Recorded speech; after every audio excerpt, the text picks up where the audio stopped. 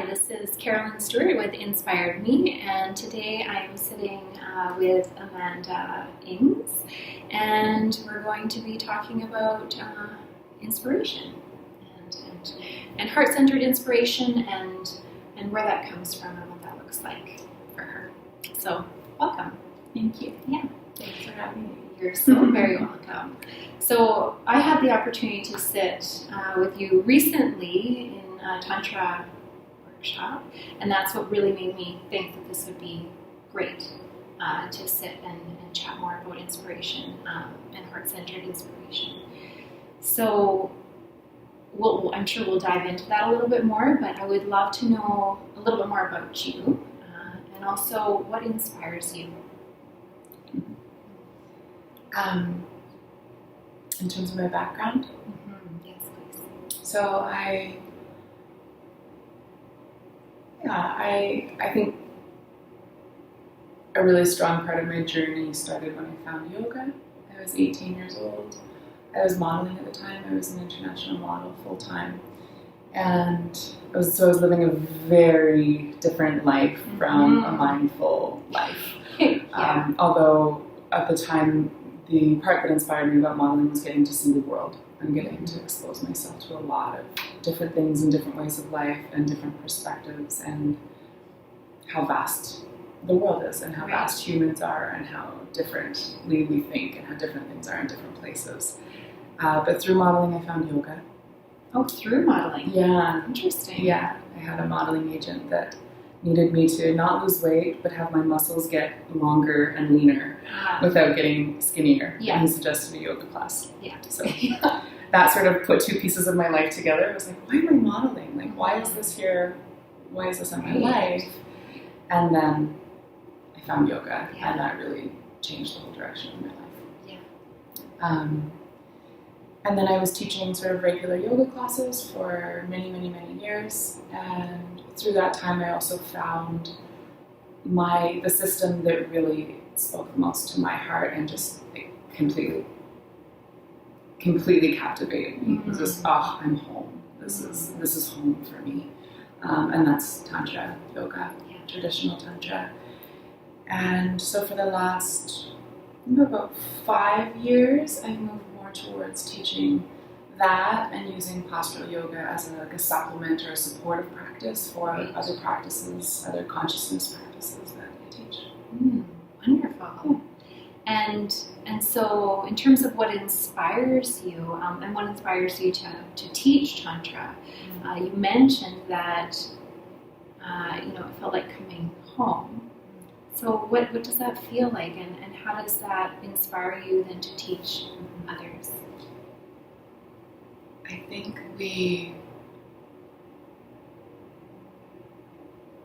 it's really easy in the noise of life to lose touch with how powerful we are and our like dormant creative power and the power of the mind, but just the power of our embodiment and what we really have access to when we allow it. Not even when we do anything, just when we allow it. And that's what I found. It was a permission to not need to do anything, but to rest more in myself and keep what I often say is like falling back into myself. And I think that's what inspired me the most about it was the power of it, and that's what inspires me is self-sovereignty, sovereignty over our own minds, sovereignty over our own consciousness. And we live in times where there's so many influences, like more than ever before. The rate of information comes in faster than ever before. Yeah. So I think that requires even more responsibility on our part. Right. Or we didn't necessarily used to need as much awareness to hold so many things or so much information, or there wasn't as much of an influx that was trying to convince us of this and that and this and that. So we just I think we need to be really, really clear on what's me and what's not me. And where is my sovereignty? And how am I going to rest in it? How do I reclaim that? Yes. Yeah. And you're right. It's a political landscape as well, and social landscape, and then technology. We're connected to everybody at all times, and what you just said really resonated. Self-sovereignty. And that's something that I'm toying with a little bit, and kind of playing with, is this concept of what is me, what is mine, and what is not. So beautifully put. And so how do you offer this to others? I know a little bit, but I would love to know, and maybe you could share, how do you share this practice with others? It takes a lot of different expressions for me, but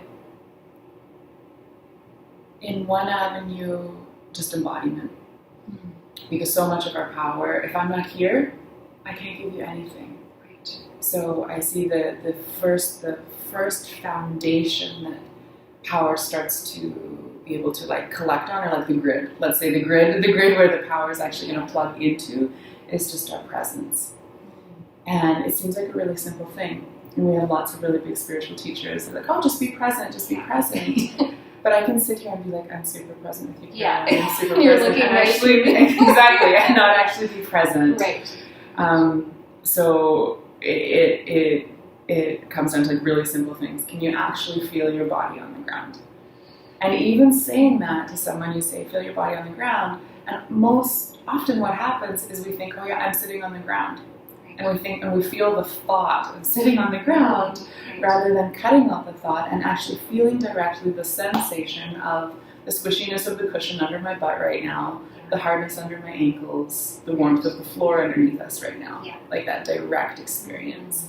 So first that, I sort of summarize that as embodiment, but embodiment so that my presence actually has a quality of power to it. And you can feel that. When someone comes into a room and they're super present, you feel the power of that. Yeah. You could have your eyes closed and have your back to them, but if they're really present and embodied, you feel something. When they come in the room, you know they've come in the room. That's the power of their presence. Right. So that inspires me, Yes. and that fascinates me as well, how much power can come through our presence. Mm-hmm. So embodiment and presence, and starting to introduce the dynamic between the two, and have people really contemplate, what am I bringing? What am I bringing to the world? Am I being as present as I have the capacity to be? Or is my capacity to be present actually quite lacking? And how do I develop that? And then once that's developed, then we can really start to play and okay, Yes. how do we supercharge this power?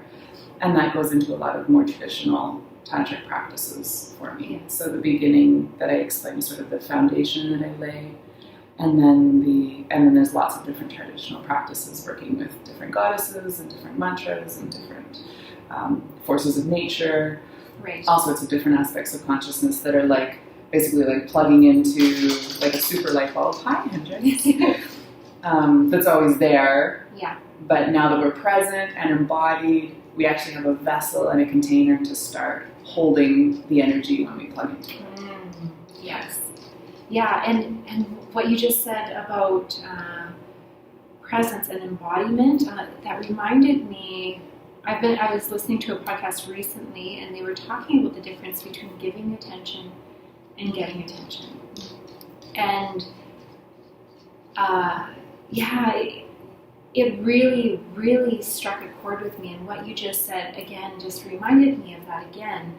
Because so often we go out in the world, looking for approval.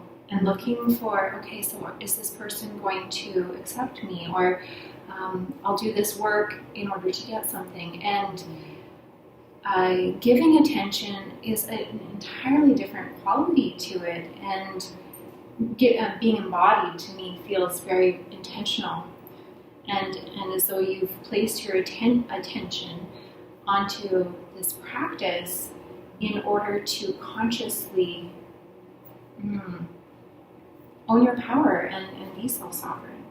And what a beautiful gift, not only to yourself, but to everybody who comes in contact with you.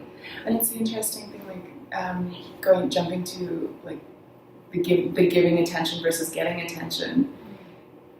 It shifts that whole dynamic where it becomes you become a self-reflexive system where you're not giving attention to get it, but when you give your full presence, you get power. Yes. You do get power, but it's not the kind of power that can be taken away from you. Never. Oh. Right? So it's a completely it cuts out that like cyclical, I'm going to give so that I can get, I'm going to get something, so now I have to give. We do that too, right? Like if we've gotten something from someone, we also have this like, oh, now I have to give something. Right. And there's also a power in like being really present when we're being given something, to just be really present, and that brings a power. Yes. And the power is mine, but it also charges the other person. Like, think about how you feel. Like, if I just give you something, and rather than you going, oh, now I have to give something too, right. like you have the attention on getting, and you put the attention on getting, and now I have to give something back. But what if you just fully receive that? Yeah. You get a power, and they get a power, and it's not a power that gets mixed up. Right? It's not a power that can be co-opted, and it's like everyone holds. Yeah. And I think just like the matrix that we operate in ends up getting stronger. Yes. And There's less no lack. no lack, and also less messiness. Right? Yeah. Like you have something I want, I have something you want. How are we going to interact around that? Oh, beautiful. Completely changes. Yeah. When both people are like sovereign and in control of their own power. Yeah. And not needing anyone else's. You're very loving. So this is Hendrix. This is Hendrix. Yeah. Hendrix is a little Buddha dog. Yeah. I see and that. he's taken a great liking to Caroline. I love these. Oh, wonderful. Okay, so a question that I have for you that is slightly off topic, but not necessarily, is how do you start your day? Mm-hmm. And the reason that I ask this question is I've been asked this so many times, is what kind of practices can I implement into my life to carry myself into my day with the feelings and thoughts and actions that I want to actually foster. So how do I enter my day consciously? And so I ask you that. How do you enter your day consciously?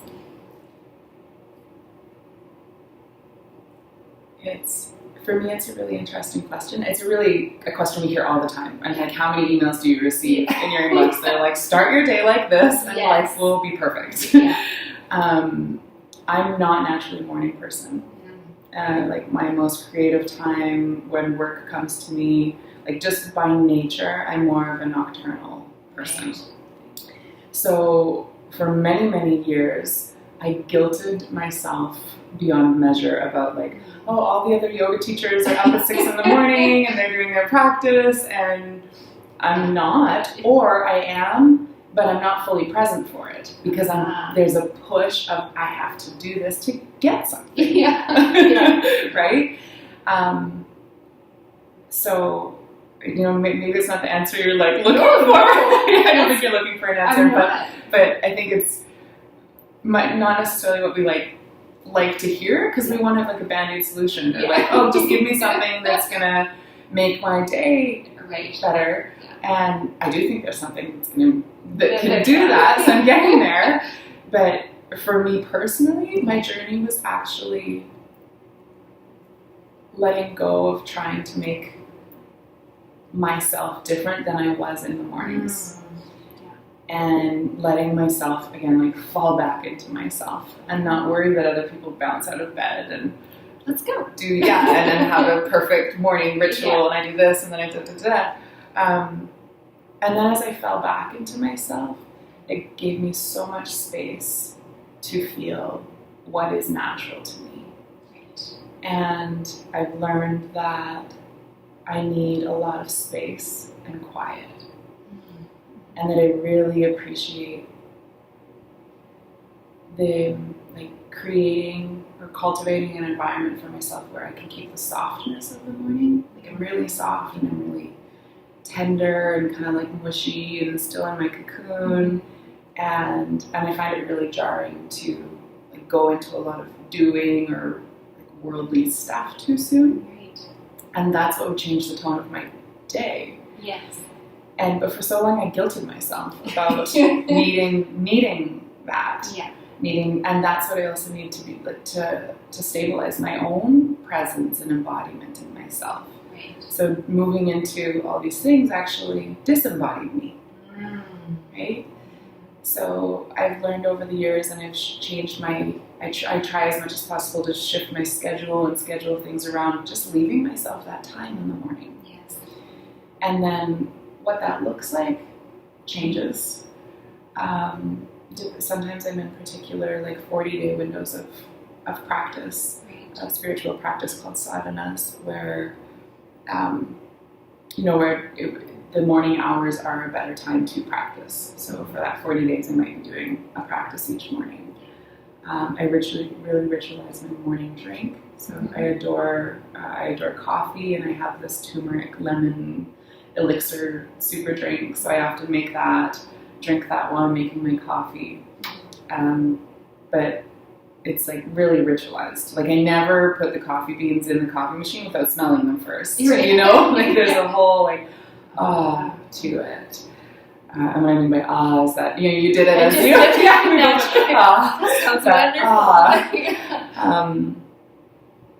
and then either just sit down and let myself like stare out the window and just be there with my drink.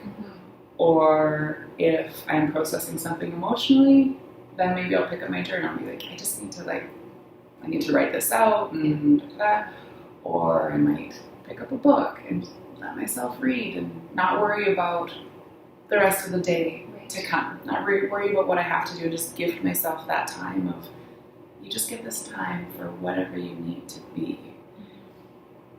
In terms of being, not who I need to be. Yeah. And then in the last year and a half, I've had 2 big dogs. So that changes one's rhythm. Although it's really neat because they've become not morning dogs as well. Oh, they'll sleep in? Yeah, they sleep in completely. I wake up and they don't even like budge. They don't ask to, I'm like, do you have to go pee? Yeah. They don't even move. Oh, yeah. Wow. So it's interesting to see how they're like, okay, this is how we do mornings. Cool, Mom. Yeah. Perfect. They don't demand a walk right away. Like they're really like, okay, which is neat because they, animals pick up our energy, so they can feel that I'm not like frenetic and ready to go. We have to do this, and they know like when we get there, which is what I really try to give myself. Yes. But often it means I'll also, once I've had my first drink, I'll make my coffee, take it in a travel mug, and I'll go out into the forest with the dogs and go for a nice big walk. Yeah. So you're on Gabriola, and what a beautiful environment to go for morning or late morning walks. Yeah. And you're saying, maybe that wasn't the answer I'm looking for, but it is, because we're not all. I have to admit, I am a morning person. I'm up very early. I've been jealous of you guys for years. Oh, don't. Because if I need to do something at night, it's not happening. And it's a good point. No one's ever pointed that out. Oh my goodness, that's good for me to hear. Well, or I have to have a nap, mm-hmm. and this is, I have to schedule it in. My partner and I are going to a concert tonight, and I know I'm having a nap before we go out, or else I'll just be a zombie. Right. So don't feel bad. Don't feel bad. It has its perks. I promise. Yeah. So thank you for sharing that, and thank you for giving permission to others to really allow whatever it is that they need. I think it's in the at least in the yoga mindfulness world, there is sort of the morning is better, or it's better to, right? Yes. they've done lots of studies saying like people work differently and people's brains work differently, and those that are like more alert at night have a different capacity for creativity and also a different capacity for productivity, which tends to be a little less, Yes. right? And that's just how do we work with that, right? How do we make it work for us? Yes. And sort of getting out of our black and white thinking. Well, and that's one of the reasons that I really wanted to talk to you, is because of this concept, and Tantra and what you've been sharing really touches on this capacity that we have, or maybe a confusion between what is expected, or perhaps more touted as being, the right way, versus what is actually authentic and what is trying to express through you, and how do we differentiate that? How do we see what maybe is being shown as the right way, and then also look within and really feel into our heart and what is trying to emerge, and how do we actually embrace that and embody it. And so your answer, oh, there you go. Your answer is perfect. And the practice of Tantra is perfect for that. And I don't know if I have a question there. I'm fascinated by it. Well, we're so quick to cut off parts of ourselves, right? We're so quick to cut off parts of ourselves. No, that part's not acceptable. That part's not acceptable. And our reasons for it are huge, are vast. It could be, familial conditioning, societal conditioning, whatever it is, our own personal beliefs and ideas. It doesn't generally need for acceptance, belonging, this is what will make me feel safe, all of these things. But the practice of Tantra is really whatever I want to block out of my consciousness or parts of myself, that's the path. Oh, that is your way. That's where your medicine is. Yeah. That's sticky. Yeah. Yeah. And a gift. But it's easier to say, oh no, just do this and this and this. Right? It's easier. We want that. Like, oh, okay, if I just do this practice and if I just do this, that'll go away. And I think whatever we practice, or if we don't practice anything at all except life, life will eventually push us over and over and over into that block and go, your medicine's here, look. Right. And eventually, with enough presence and embodiment, we have the capacity to be able to hold that part of ourselves and go, okay, what is it here? Or we've fallen so far that we've reached our bottom and there's no way else to go. Totally. That's just, okay, we've tried everything else and now I guess it's time. Yeah. Wow. So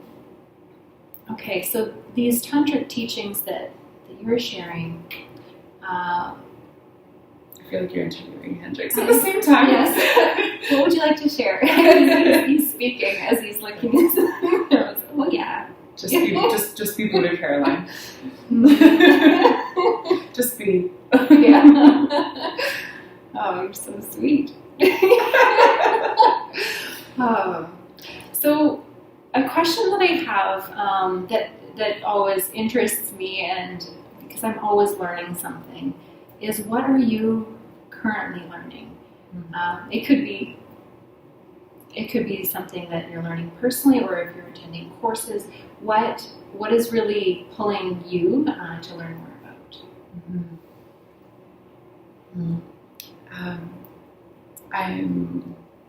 I'm currently in a really intense 3-year process with my teacher. And it's a process. It's a teacher training, but it's really not. In that the basis for it is if any of us are to share the lineage from a traditional standpoint, of course it's going to influence our work, and we're completely welcome for that to happen, and ideally it does happen, right? But what we're learning and the teachings we receive really influence the way we do whatever we do in the world. But for those of us that have the Dharma, a sort of a choiceless path of like, you will share this, then it becomes a question of how do we do that authentically, and how do we prepare ourselves to be able to hold that level of energy and responsibility. So it's a really intensive process. Right. And it's this three-year process of that we're putting ourselves through and being put through. And it feels a little bit like like being in a fire, like burning in a fire continuously. Yeah. And there's moments of relief and softness. But I think in my own journey, it seems that I've come to a place of just that it's time to really, really deeply confront things that have been hidden for a long time. And that the capacity and the presence and the embodiment and the awareness is all there to confront them. And so now I'm being given the tools and going, push this button like this, and expect this and this and this to arise, and here's your tools for how to approach that when it does arise. And being given a lot of guidance for that, which I think it would be impossible to confront without that guidance. Yeah, you're already like, I'm feeling it. Right. As you're saying it, and just going, oh wow, that's like heavy, and it has been powerful. Yeah, and not heavy in a not heavy in a bad way, but just like really sobering. Yeah. Like wow, and sobering and humbling in how. Yeah, I'm even tearing up. Like how good we are at covering up from ourselves what we don't want to know or what we don't want to see. Like experts, like it's a phenomenal. And so that's what I mean by it's like kind of being in this fire where I'm just like consistently like, wow, like sort of put in my place and like, wow, like there I am. There I am, there I am, there I am. In all my beauty and my splendor and in all my like brokenness and absolute muck and absolute ignorance. And in recognizing the power that we have, that's not only in the way of being able to empower in the world, it's also really understanding the effect of like every word and every action and the ripple effect of it. And when you really understand that, you understand it's also a burden. It's not a bad burden, but acknowledging what it is. Like there's a responsibility. And until we understand our own power, we also I didn't at least have a full understanding of that responsibility. So that's where, I can be really humbled. I'm hearing a lot of compassion as well, because that, I imagine going through this process, and obviously we'll have our own, and I'm going through something similar but totally different. And compassion is, I think, is the only way to really have that humbleness and yet not be broken down and by something that can be so right in your face. It's almost like shock and awe. Like, oh my goodness, I can't believe that I do that, or I can't believe how much responsibility I now hold. So it's beautiful to see the compassion. And it really arises, like compassion to me feels like the byproduct where the more of the realness of the human experience I can hold in myself, compassion instantly awakes, because you get that, oh, wow, like, oh, you get touched by it so deeply, and you can't help but there has to be more compassion. Like when you feel the suffering, the compassion becomes like it just comes. There's no effort to it. It's like, wow, there's been that much suffering. And it's the human nature to respond to that. So of course we respond to that. And there's like this instant response of more compassion. And also with others too. Like there's such a softness, and the more I confronted myself, I'm much less apt or prone to condemn anyone else for whatever behaviors arise out of our sufferings. Right.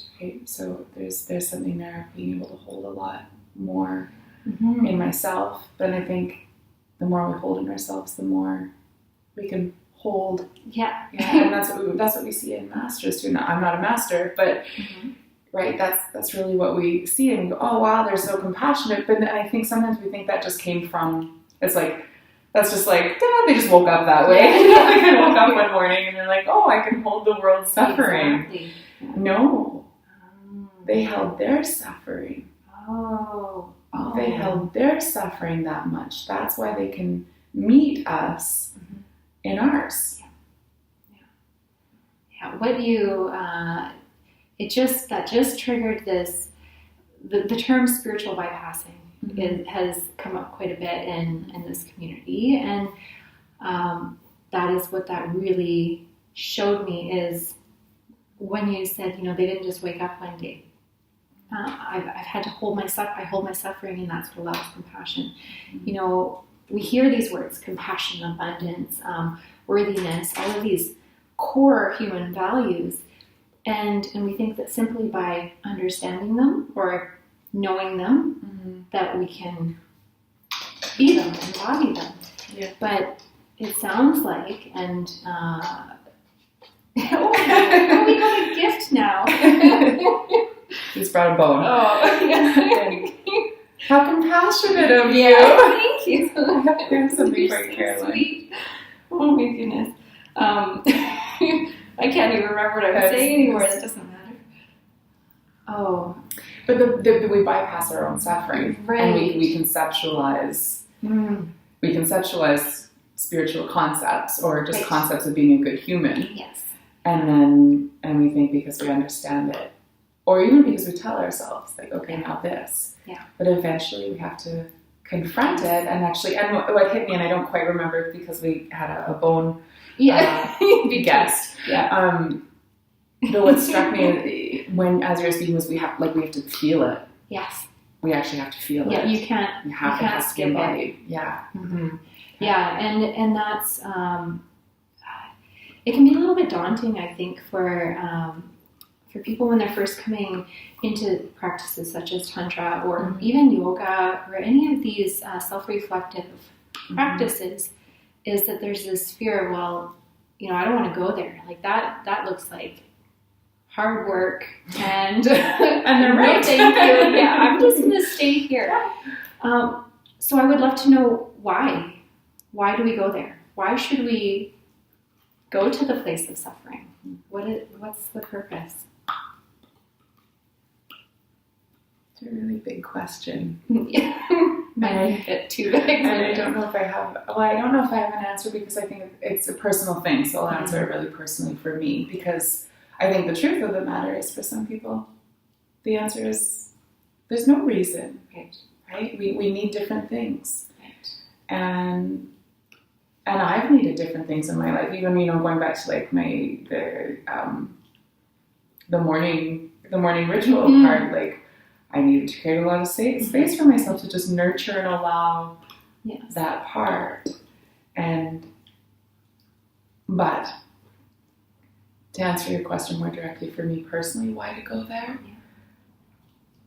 And this is probably what inspires me the most in terms of people who inspire me. This is what influences it the most, and what I'm most inspired by in terms of the direction of my own life, is really wanting to know my own potential. Like, really wanting to know, like, what is the human consciousness capable of? They say, like, we use 10% of our brain, or 5, I think, or even less. Yeah. What does that mean?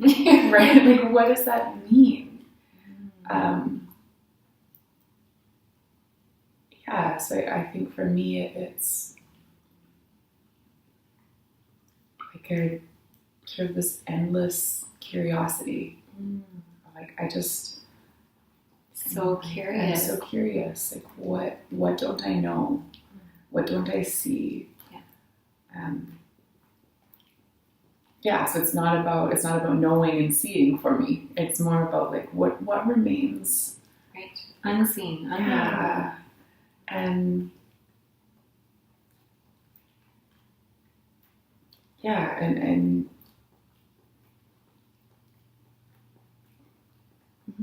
Yeah. And then at a bigger level, I also think, why do this and what's the purpose? At a bigger level, or more of a collective level, I think we may be moving into some pretty hard times as a society and as a species on the earth. Right. And so yes, there is the human potential part, but also, if you're someone who's listening and you're asking this question for yourself, maybe I would pose this, is that I think we're going to need more people who can hold more suffering. And I don't mean to be like a negative Nelly. Yeah. But I think our children are growing up in a world with so much stimulus, and they're going to be facing huge, huge issues. Like, are we going to have enough water? Right. Or massive amounts of environmental disaster. And we need to have tools and resiliency to face that. And again, I don't mean to be a negative Nelly at all, just like quite real. Like, this is a fact in our world. Yeah. We don't have enough food. The way we're living now can't continue. It's not sustainable. It's not sustainable. And we may change it in time, we may not. I don't speak about that.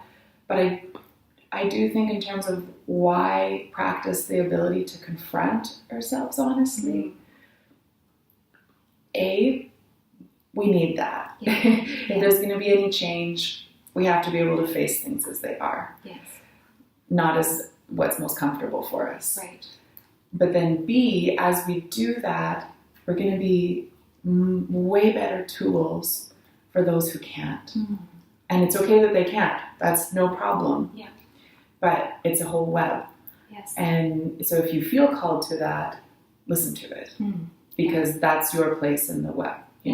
Part of your place in the web is to provide some kind of support or some kind of space holding for others where the suffering may be too much. Right. And it's not a us versus them. There's no problem with that dynamic. That's one dynamic. Yeah. Where all parts are required to experience our potential as well. Yeah. Well, and you said what you're called to. So it's not necessarily an expectation or requirement. Yeah. But rather a dharma. A call to service. Yeah. This is sort of, it's just how I'm being asked. It's like we can't even explain it. Someone goes, why? But I don't really know. Yeah. I just feel like I have to. Right. But I've also, I remember I asked my teacher, I asked her about sort of the like huge rise of yoga and meditation. Then it was more yoga and meditation, sort of the newest, like as getting a big kick under it, the way yoga did years ago. And I was asking her about it, and she said, I think we're just going to we need more teachers who understand the nature of things. And I think it's the natural balance of things, saying, listen, we need more humans who can hold this. Yes. Yeah. And so it's here you go. Yeah. Which it really, like, that struck me, and I think has developed and deepened in my own reflections and understanding of it over the years.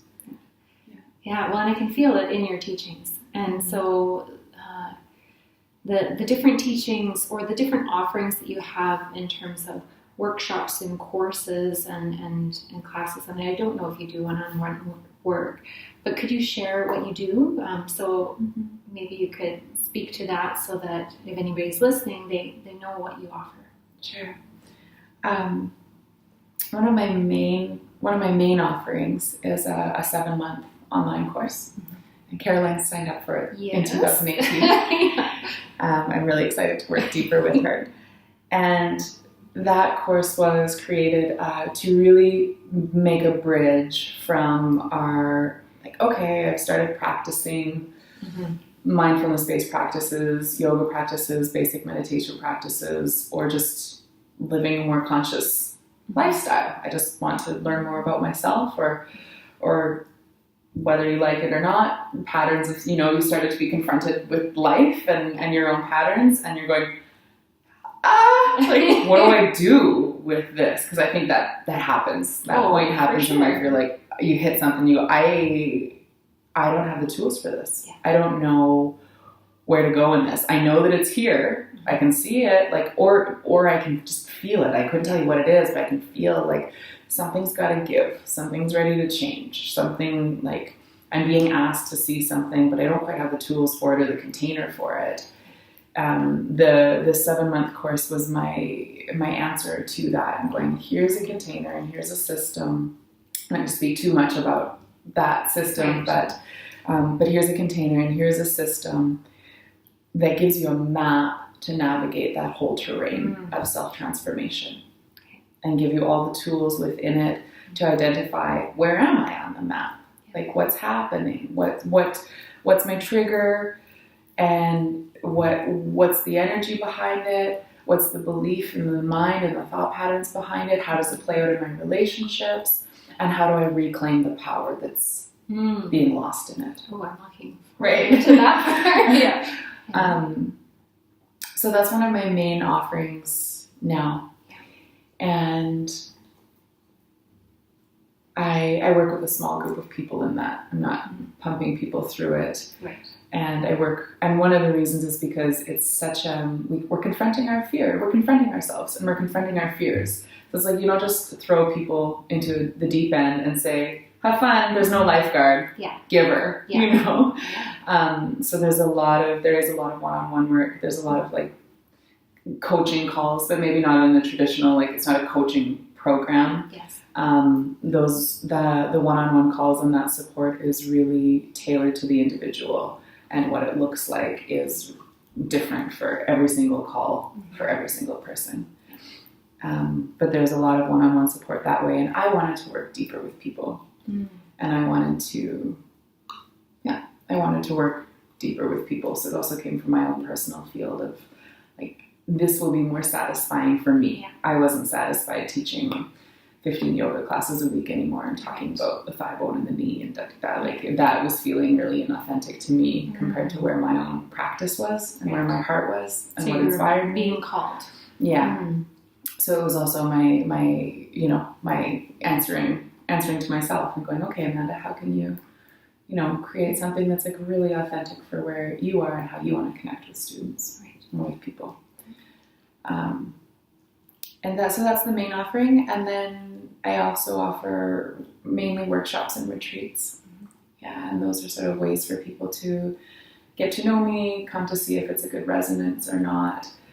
And yeah, we get to touch different things in person. So I offer workshops and retreats around the world. Workshops are often in Western Canada.